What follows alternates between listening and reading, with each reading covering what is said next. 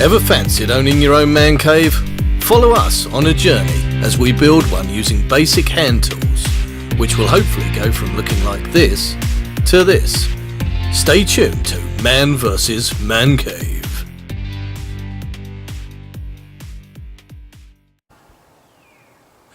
Right, just thought I'd show you how we're getting along. So, rather nicely, started down that end, down there, come all the way along. So just got the last sheet to go on there. So like I say, these are all resting on the ground. So there's no weight on the actual building at all because these are quite heavy. So and obviously the paving slabs will allow a bit of drainage because they're not exactly level, you know. So as you can see down there, it kind of, I don't know if you can see, but it sort of tails off, so it does lift up in the air a little bit, but it's still resting on a slab at some point. So fixings, we've tried to keep them fairly regular, and what you have is these little babies here. So you don't really need to pre-drill the hole, you just literally screw it in, and then that washer kind of seals up against the metalwork, and you've got this little inner washer as well, so you've got double sealing there basically, so they're pretty good. And then you've got the little caps that go on the top of that, little coloured caps, which obviously will break up over time. It is a shame that the caps don't so look at that one, you know, don't cover the white bit as well. You know, it looks a bit messy I think, but you know, could be better. But there you go, so we're getting there. And obviously I've got the little gutter overhang there, and I might put a barge board on under there because there's a gap, as you can see. It's sort of, you know, it gets larger as the building goes down. That's not because the building's unlevel, it's because the base it is on is unlevel. So obviously we're resting on that base. But I'll give you a wide shot of this just to show you what it's all about. So there you go, so it does sort of blend in with the background. That was the idea, is that the brown will look like a fence sort of thing, albeit a bit higher, but I suppose you could always put a bit of fancy trellis or something on the top there if you want to disguise it further, but we'll have a gutter along there, it'll all look brown, you know. So pretty good, I'm quite pleased with the progress so far, so happy days.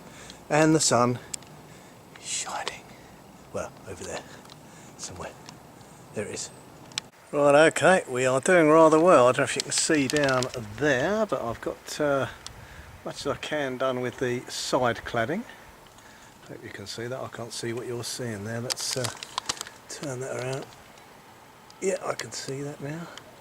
So yeah, like I say, a little bit disappointed with those screws, and you do seem to get a bit of a lump where the panels join, but you know, that's the side, I suppose.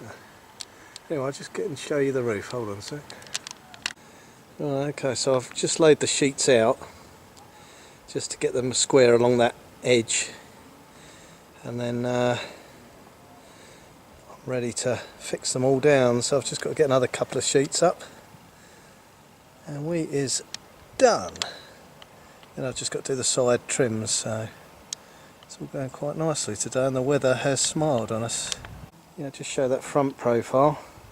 So I've just literally lined it up with that front edge, because obviously the lapping is going to come across here. So you've got 200mm going in here, and then down the front you've got like a little drip edge there, just so that it doesn't go under and affect your wooden trim inside. So looking good.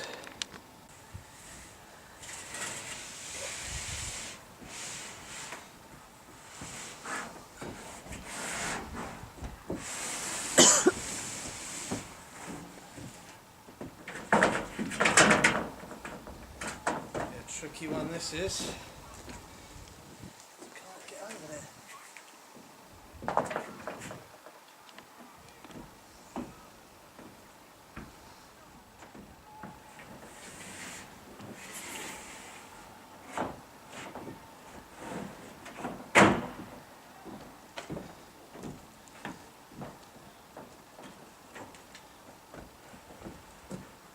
That's it.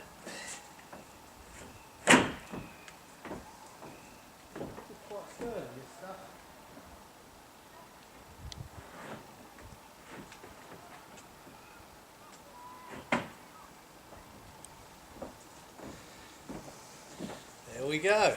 Hey! Right, okay gang, we have done it with only one mistake, so it's not so bad. But the rather odd thing is that because of the perforations you can't do equal spaced fixings, which is really annoying. So you have to sort of do 4 and then 6, and you know, so it varies. And obviously different corrugated stuff comes in different corrugations as well. So I think I've got them fairly equally spaced. I've got 3 fixings per sheet.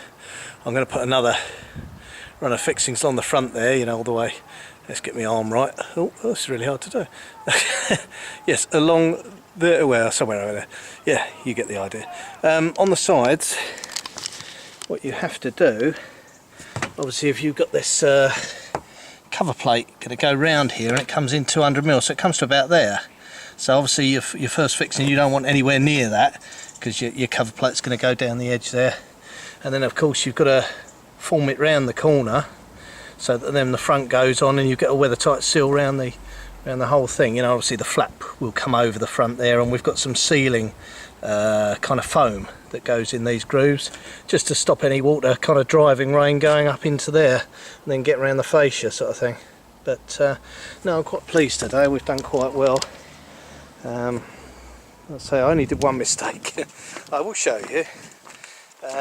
You've got 2 together there, just because I marked it and the sun being in the way I couldn't see my marker, so I kicked in the wrong plane. But there you go, it's all looking pretty bang tidy. So as you know, this gap down the side was very tight. Well, I have managed to lift the neighbour's fence up and get a reasonable amount of fixings all the way along there, so it's not so bad. The trouble with the stuff is it kind of bows out at the bottom, so you've got a little difficulty trying to get that to sit straight all the way down, particularly when you're just doing it from the top. So it's been a bit of a battle, that has, but we finally got there. So obviously when you're done, just sweep up the swarf off the top of the deck, because otherwise it's going to start rusting. You don't want any. I mean, I've got little bits here, because what I did was I pre-drilled the holes first. Particularly when you're going through 2 sheets, it's a pretty good idea, but you don't want any of this stuff hanging about. It's just going to look a right old royal mess. So these little babies, they're the sheet to sheet fixing. Got to be careful how you say that. So basically these will be used for mounting that corner flashing. You don't really want to go through with the big boys there, you know. So although I have used those on the corners, it seemed to hold it in nicer on the corner sections. So I've gone all the way through the flashing with those. But yes, we'll be using these tomorrow, hopefully, if I get a chance to do the flashings. But I'm quite happy now that we got rain forecast, we got a bit of heavy wind and stuff. So I'm glad we've got a lid on it now. Obviously what you do have to watch out with roofing is, believe it or not, wind kind of sucks as well as blows, so you need enough fixings in the roof to hold it down. Otherwise, you know, it's a bit like a, you know, I suppose a hurricane or whatever. It draws, well, a tornado, it kind of draws everything up, but normal wind does that as well. There is a sort of certain amount of suction with wind, so you need to make sure your roof's battened down pretty good. And obviously the side bits will help with that. What I've done here is, I know the wind comes in from this direction, so obviously the laps are over this direction, you see, so the wind couldn't get physically under that because it's the opposite way. So that's really what you want to make sure you do there. You know, predicted wind direction. I mean, obviously it's not always the same, but we do tend to get a lot of wind coming in that way. I mean, we're a south-facing garden, but you do need to make sure you got it fixed down pretty good. I know holes in a roof are kind of counterproductive, but you know, they're pretty well sealed, these things. You've got that little washer thing, and as long as you don't squidge it down too much, you know, but you just want it to sit there. Obviously being metal, it will expand and contract as well, so you might get a little bit of movement there, and that should be soaked up with that rubber washer. You've also got the cap as well, which will disintegrate over time, but you know, I've got plenty of those, so I can just replace those, or draw the screw out and replace that as well, you know, so no worries. You know, if you ever get a leak, you just got to buy another set of these screws.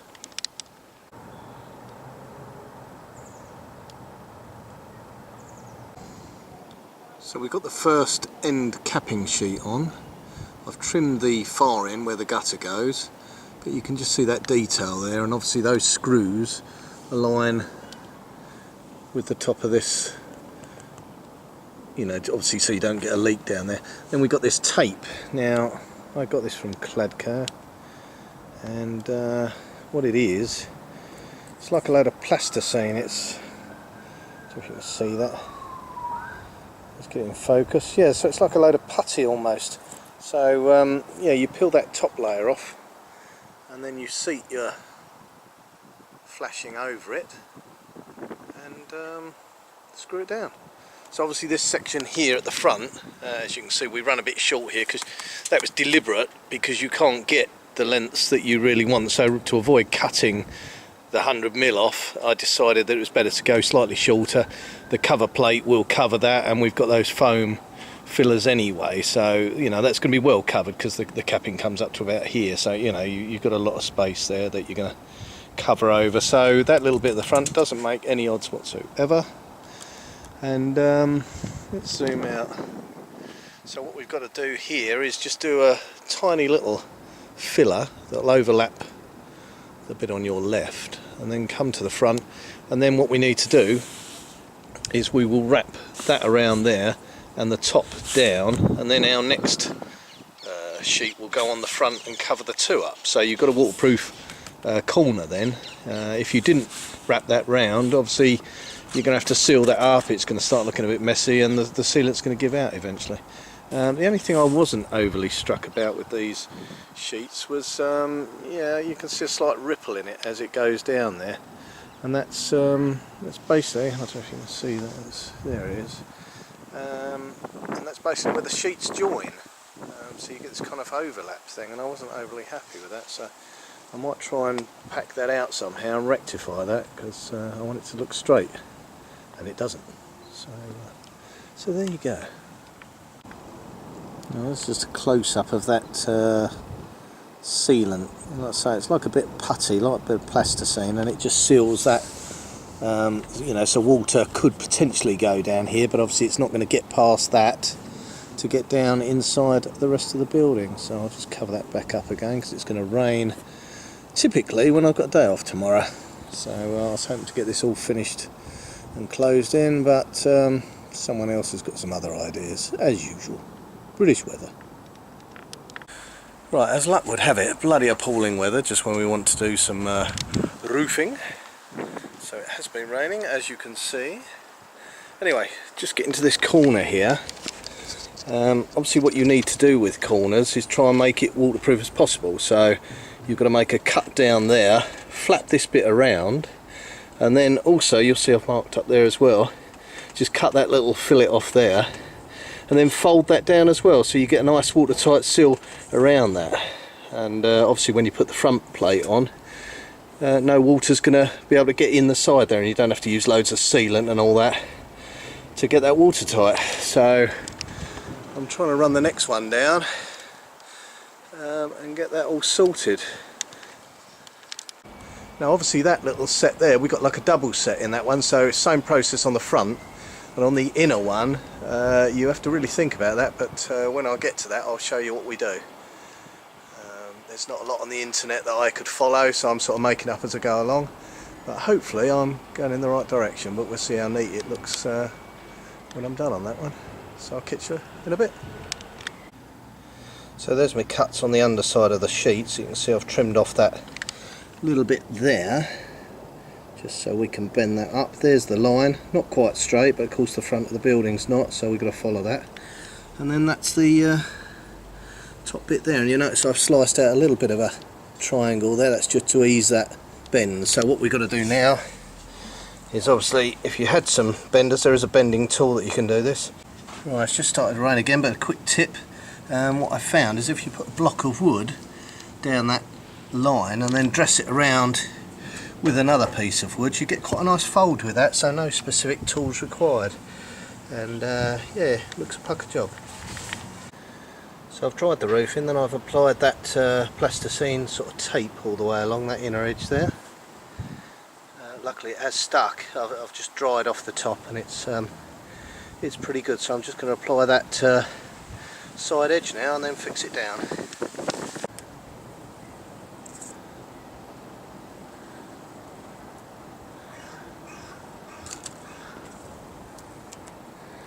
Oh. So it doesn't always come away how you would like.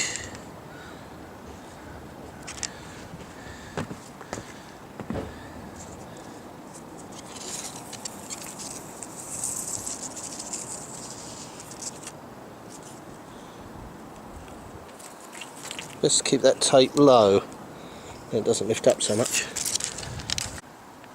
So there's how that front edge looks in the end. So obviously you're waterproof up here, you've got a nice fold around the corner, and that'll all be covered by the front faceplate. So all very good. This is the tricky piece. So we've got that bend that end, and then we've got obviously the wrap around the corner and the bit that goes across the top. So a bit fiddly. Hopefully I'll get it in before it pisses down. Let's give you that side detail there. So yeah, the corner's looking really good, quite pleased with that. I've only managed it. I've got all the cladding up, which is great news because we've got some pretty bad winds and stuff coming. This one here we've not completely finished because I've got to take that off and do some bracing inside there, but no, it's been a good morning's work. So looking tidier. So there it is from roof level.